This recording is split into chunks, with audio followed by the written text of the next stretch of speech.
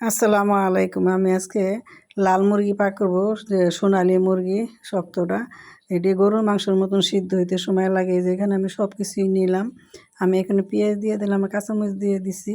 শুধু কাঁচামরিচের তরকারি আমি রান্না করব। দিয়ে দিলাম আদা রসুন বাটা।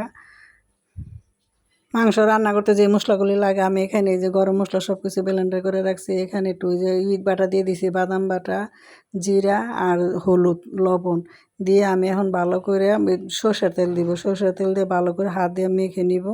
এই যে দেখো, সরষের তেল দিয়ে আজকে রান্না করবো তরকারি। সরষের তেলের তরকারি খুবই ভালো লাগে খেতে। আমি এই যে এখন রান্না করতেছি। এই যে দেখো, এখানে আমি ভালো করে মাখবো, গরু মাংসের মতন মাইকা জিকা বসাবো। লাকড়ি চুলাই দিব বাইরে, এই জন্য আমি ঘরের থেকে সব কিছু কমপ্লিট করে নিতেছি। এই যে দেখো, ভালো করে হাত দিয়ে ভালো করে মেখে নিছি। এখানে আমি একটু পানি দিয়ে দিছি।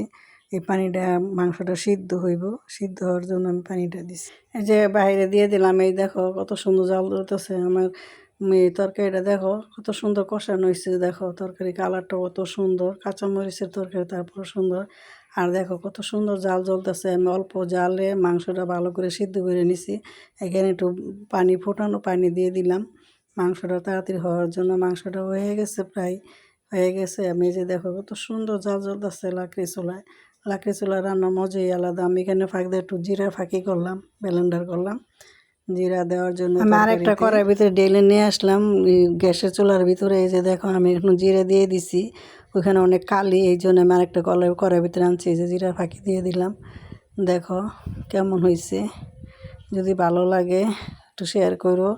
আর এখন এই যে দেখো তরকারিটা বাইরে এই যে খাওয়ার জন্য দিছি। এই যে দেখো পেলাতে বাইরে নিছি। দেখো তরকারিটা কত হয়েছে। পেঁয়াজটা একটু বেশি দেওয়া না, তরকারির ঝোলটা খুবই ভালো লাগতেছে, গাঢ় হয়েছে। এখন এই যে দুপুরে খাবার এই যে খাচ্ছে, দেখো মাছ ভাজা দিয়ে, তারপরে দুল আর আলু দিয়ে ভাজি করছি, সেটাই 3 পদ দিয়ে খাইতেছে। দেখো কি মজা করে খাচ্ছে। তরকারি কালারটা কত সুন্দর আর গাঢ় হয়েছে। ঝোলটা পেঁয়াজটা বেশি দেওয়া নেই। যদি তোমাদের কাছে ভালো লাগে একটু লাইক কমেন্ট শেয়ার করে দিও। ভালো থেকো, সুস্থ থেকো। আল্লাহ হাফেজ। আসসালামু আলাইকুম রহমতুল্লাহ।